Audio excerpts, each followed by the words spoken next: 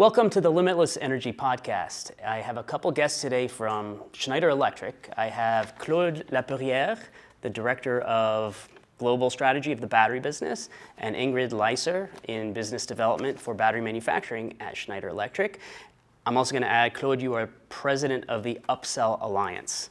And batteries are big in Schneider Electric, and this evolved into the establishment of your brainchild, the Upcell Alliance. So let's start there. What is that? What is Upcell Alliance? Then Upcell Alliance is, at the beginning, we create Upcell for Europe. It was a European alliance in order to give opportunity to European stakeholders to be competitive and to be able to develop locally things. But after a certain period of time, because we created Upcell 18 months ago, and after a certain period of time, we learned about the situation and we understood that the Europe only or alone will not be able to reach challenges.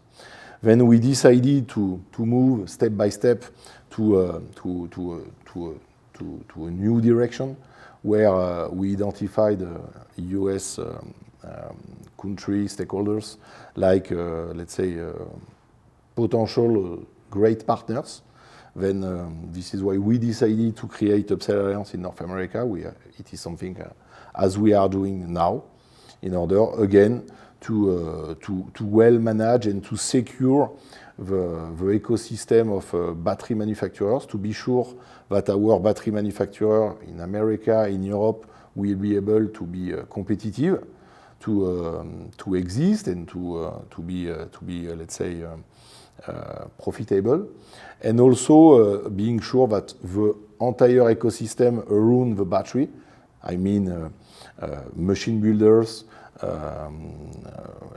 system integrator, university, the whole supply chain will be able to be invited to develop, to grow together and to be relevant. So it's pretty forward-thinking for a company like Schneider Electric, known for things all over the electricity space, to be, first of all, involved in batteries, but being so proactive in the whole supply chain. How does this make sense from a business development point of view to take the lead in something so, I guess, global? Well, as you said, Schneider Electric is all about managing the energy. We talk a lot about empowering everyone and more access to energy for everyone. So it means also being sustainable, managing it well, and we provide so many different solutions for this, and we're definitely one of the leaders for this. And it comes with a very wide offer, whether we're talking about in industrial automation, of course, but also simply software solutions, digital, and so on. It makes sense also as Schneider is global, and Schneider has a lot to offer in this industry, but Schneider is also a consumer and needs also energy for storage and when it comes to data centers and ESS and so on. So I think it makes a lot of sense for Schneider to be part of this, as in we have the double vision of it. So is it accurate to say that this is meant to de-risk things in the future for Schneider or Europe and the Western world as a whole? This is a de-risking mechanism because of the way that the battery industry is right now. It is exactly what we had in mind when we created Upcell. For Schneider Electric point of view, it was to be part about this story, to de-risking the situation, but also, let's say, to start a collaborative mindset. And it's sure that it's super needed. We don't need to talk about geopolitical things. We discovered a lot of things during the COVID, and everything is not needed to talk about it. But de-risking and thinking also local for local is something super mandatory right now. Then just one planet, whatever the side of the planet where you are located is the same. Then finding the way to collaborate, finding the way to be local for local when it is needed, and always thinking about let's say, success everywhere. So the alliance began 18 months ago, and right now is only in Europe. Or are you planning? I know you're planning to expand. Right now, it's active in Europe. Right now, as we said, and we started 18 months ago. Right now, we are one of the big leaders in Europe about alliances, but we already have something like 15 members in North America. I mean, I knew that because we are one of them. I also think that you are one of those companies. Yeah, we have approximately 15, and this is why right now we are starting. It was this Monday, something very new. The creation of Upcell Alliance in North America. We hired 2 talents. One very strong girl, his name is Julia, and a man, his name is Owen. And both will start this journey in America. And honestly, we are super confident about the fact that it will run super fastly, super efficiently, because your country, America, is super impressive. You are definitely an amazing entrepreneur. And all people, as we met, understood immediately the benefit of this story to think globally, to think collaboration globally, but also to think locally. Right. So if I can talk a little bit about what's happening in the United States now, there's obviously a strong push to de-risk because right now we rely a lot on resources and technology from Asia, particularly China. And so what we are doing here, what the federal government has been doing through the IRA and the Infrastructure Act, is to basically try to put money into establishing the infrastructure. I don't know how much has really been done here to date in terms of matching what they've achieved in China, technologically speaking, for batteries, for lithium-ion battery issues. I've spoken a lot about how I think that gap is a big problem. Can you address that particularly through the Upcell Alliance in Europe? What progress has been made, and have you actually seen any results, any tangible results in narrowing that gap? Yeah, it's a very good question. And it is the core of the issue, let's say.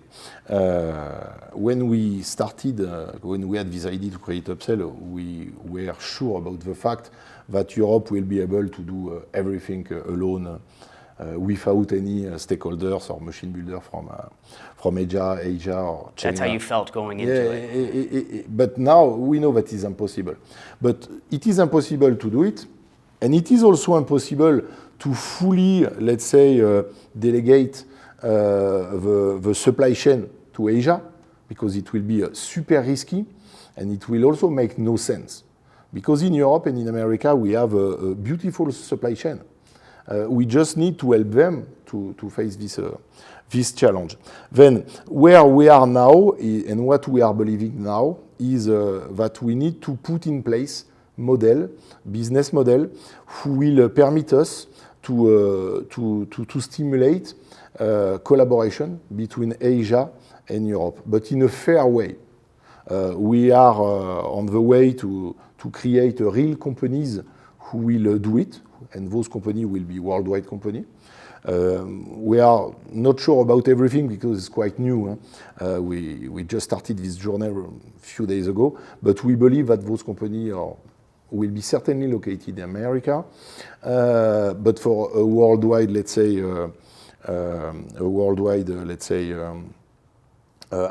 impact, and will move everywhere around the world, and use also supply chain companies from the world. So you're not necessarily trying to compete from a technology standpoint. You're trying to leverage what has already been done, and maybe try to add to that through the alliance, through collaboration. And we also believe that about supply chain, it's sure that Asia have maybe 10 years or 10 years plus of innovation on supply chain.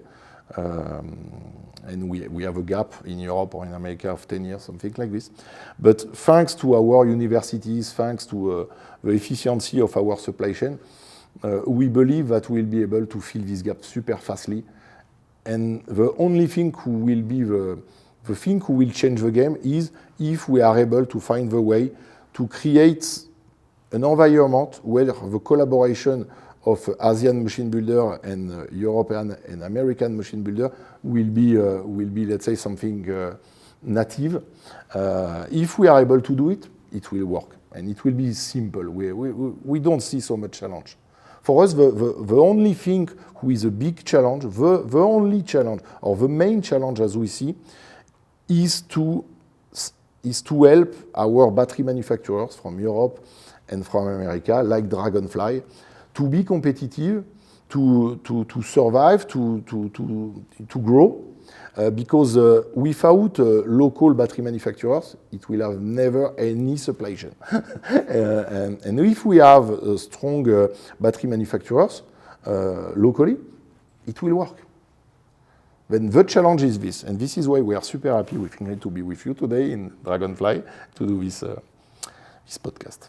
Well, there are a number of European companies that have gone the gigafactory route, or at least announced it, between well-known ones, Freyr and Northvolt, that have faced headwinds, and I suppose continue to face headwinds. Are there any success stories that you can point to today, related or not related to the Upcell Alliance, but any success stories in the industry, in Europe in particular? Let's say that we helped Upcell Alliance helped few battery manufacturer and machine builder to do success story.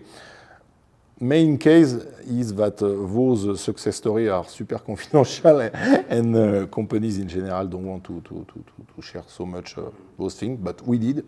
But if I am honest also with you, and I need to, I have to say that what we did with Upcell is, let's say, a job to prepare the future. Because before to really start a gigafactory or let's say success stories like this, large scale, it is needed before to solve the issues as we have with the supply chain. Because today the reality is the supply chain is under the China and South Korea and only. Then without a solution where we will have, let's say, a consortium of global machine builders from the world, without, before having this running well, it will be super risky. And I don't want to use names because it's not our job to do it.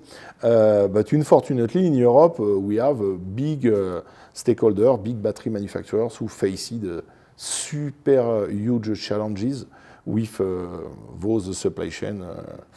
Then, first, what we believe inside Upcell is first we need to solve this problem, propose an alternative, and after, really starting this process to have success stories. And in my opinion, it is more or less the same situation in America. Mm-hmm. Yeah, agreed. Obviously, there are headwinds, and a lot of it is due to supply chain and infrastructure. And we have lithium here, as there is lithium in Europe as well, and the timeline for getting permitted to get the lithium out of the ground and then setting up the plant, the mining plants, is very long. I think we're getting there here, or we're a couple years away probably from the first new mines, because we've got one, the Albemarle mine here in Nevada. What is the situation in Europe when it comes to lithium supply? Is it going to be local? Is the timeline really long there, or is it all coming from Asia? Honestly, Ingrid and myself, we are not super experts on this point. But what I am aware about it is the situation in Europe is quite the same. Mm-hmm. It's a worldwide situation, and is a big shame. And the resource is there. It's just the resource there are is some there. projects out there, and it's moving. But every time we hear about it, it's like it's not there yet. Mm-hmm. It's projects. Of course, it takes time. It takes a lot of money and a lot of approval processes. And some projects I can think of, it's also a matter of there are some resources, but they're not very much long term. So it's all about how much can we do, and of course, like you said, right now the situation as of today, we're relying mostly on other parts of the world, which is why the importance of innovation and finding new recipes, chemistries, and new ways to also do energy storage is so important. And at the core, we can see a lot of this within Upcell Alliance, of course, in Europe. We meet many new companies really challenging these points, like finding new resources and resources that are much more accessible to do new batteries and next generations and so on. And I also believe that about this point, it is a challenge as a company, a battery manufacturer like Dragonfly or an alliance like Upcell cannot face alone.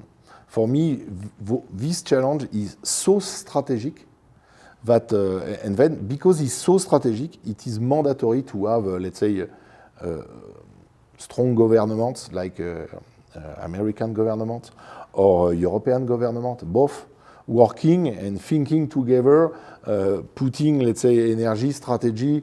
But I know that in Europe, there are European Commission working a lot on it. I am not really able to see if we are in a, let's say, a safe situation right now. I don't know. But it's a super big challenge and government have to help us on it. Well, let's move downstream, because the push for better lithium technology and more lithium production here has been driven by electric vehicles. But you mentioned energy storage, which from Schneider Electric's point of view, I would imagine energy storage is the bigger driver than electric vehicles. Yeah, I mean, as you said, we're also consumers for this. However, of course, EV is a big part of this industry, and this is also a topic where Schneider is also willing to try and be part of the story, not only because, of course, we can offer a lot of things for this industry, but with the whole drive from Schneider Electric to be a sustainable company and accompanying and partnering with everyone who wants to make that change towards more sustainable solutions. So we're definitely part of both. Mm-hmm. Yeah, I mean, certainly for us, when we look at the technology to develop better batteries or cheaper batteries or whatever, when you think about electric vehicles and transportation being electrified, the grid is more of an afterthought. And the presence of Schneider Electric equipment on the grid, I would imagine, necessitates that being a big part of Schneider's strategy. Is we need to bolster the grid. We need to allow the grid to strengthen to be able to electrify transportation. So I imagine that is a big driver in really trying to push the entire industry forward, and that's why Schneider Electric is supportive of this vision that you have. For sure. So where do you see it going then? Where do you see the Upcell Alliance? Now you're expanding. You mentioned Upcell North America, Upcell Asia. How does this look a decade from now? Yeah, it's complex to really see where we are going, but what I can tell you is about Schneider Electric point of view, this topic of the battery and the energy management is just the core of our company. You know, if we have to synthesize, what we want to do is this. You know, to be the worldwide leader about the energy management, and inside the energy management is definitely sure that the electrical car will be a big part, but the energy storage solution also. It will be definitely something similar, is sure. About Upcell Alliance, for doing it, for sure it is also the core of Upcell, and we created Upcell for this. We are thinking about creating something bigger on top of alliances, as I said, like turnkey solution companies, or let's say laboratory, universities, investment company, things like this. We are thinking on different scenarios, but what we want is just to be sure that this business will be faced well, that the challenge will be fair, and also that it will be, let's say, a success locally. For us, having one part of the world or two parts of the world able to face the global needs would be a super bad scenario. And it is definitely what we don't want to see. Yeah, it's today, in order to get something up and running, you have to have access to so many different parts of the world, whether it's resources, whether it's South America, or equipment from China or North Korea. And so it's very much a notion of globalization, right? How does that fit into the current political landscape where there's more and more isolationism happening, both in the US and in Europe? It's a complex question. But what it is the target of Upcell, to solve this problem. For sure, it will not be simple. I have to say it also definitely resonates with Schneider Electric actions and philosophy. From my point of view, what I've seen in the company a lot is a lot of actions towards helping the local communities accessing energy, but also complete and stable access to energy, how to manage the energy well. So there's a huge involvement of the company everywhere around the world to help the local community. So it definitely resonates also with this, and at the heart of Upcell Alliance, it's all about, as you mentioned, not being fully dependent on only one part of the world, where you can have all the risks of supply chain, cultural differences, or another global pandemic, or where everything stops and on hold. So it's also to look at it as always having a plan B, if not A, and to make sure everyone collaborates as much as possible, first locally. Yes, of course, taking the most of what you can do with other parts of the world, but making sure that locally you have something that works and that is durable. Yeah, I would imagine too the cost of energy, especially in Central Europe, where there's a lot of dependence on gas, and the supply chain disruptions associated with that, has had or would be a significant driver in the continued facilitation for this sort of thing. Have you gotten a lot of response from governments in Europe? Any support or anything like that? They are fully support what we are doing. Yeah? They are extra supporter. And what we saw also is we had a lot of opportunities to talk to major stakeholders in Asia, China, South Korea, Japan. And more, we feel that, like us, they understood that they will have to collaborate. They will have to do, let's say, common story. Rather than use it as a weapon or as something. Exactly.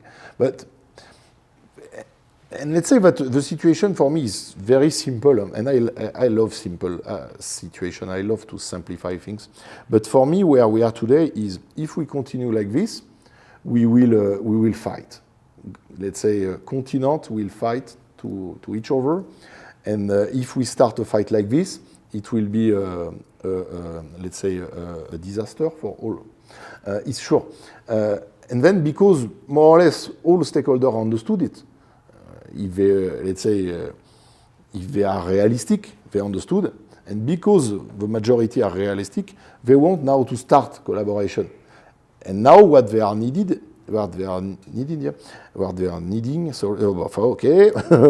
is to have, let's say, a place, an environment where it will be possible to do it. And it is what we want to do inside Upcell. Peace through batteries. I like it. Well, on that note, thank you so much for coming on the podcast. It's been a pleasure talking to you guys about the industry as a whole, and particularly what's going on in Europe. So thank you so much. And I want to say also thanks to you to welcome us. And I want to say also that your company is quite very impressive, honestly. And we had the opportunity to meet, let's say, the majority of stakeholders around the world. But what you are doing is very impressive, the business model also. And from my point of view, I believe that your company is definitely on the direction, on the good direction. it's an example, I want to say. Absolutely. Thank you. And Thank you so in much. this industry, we have the amazing chance to meet so many brilliant people trying to make a change and being so involved, but also having the vision, the long-term vision that we love so much. So thanks so much for having us. Discovering your company today was really, I think, the highlight so far of our trip here. And we really hope to continue the collaboration, and hopefully we're going to be able to also support Dragonfly and to have you part of the story too. Well, thank you so much for saying that, and we are really proud to be part of it. Thanks you so a lot. much. Thank you for listening to the Limitless Energy Podcast, and be sure to subscribe on any of your favorite podcast platforms.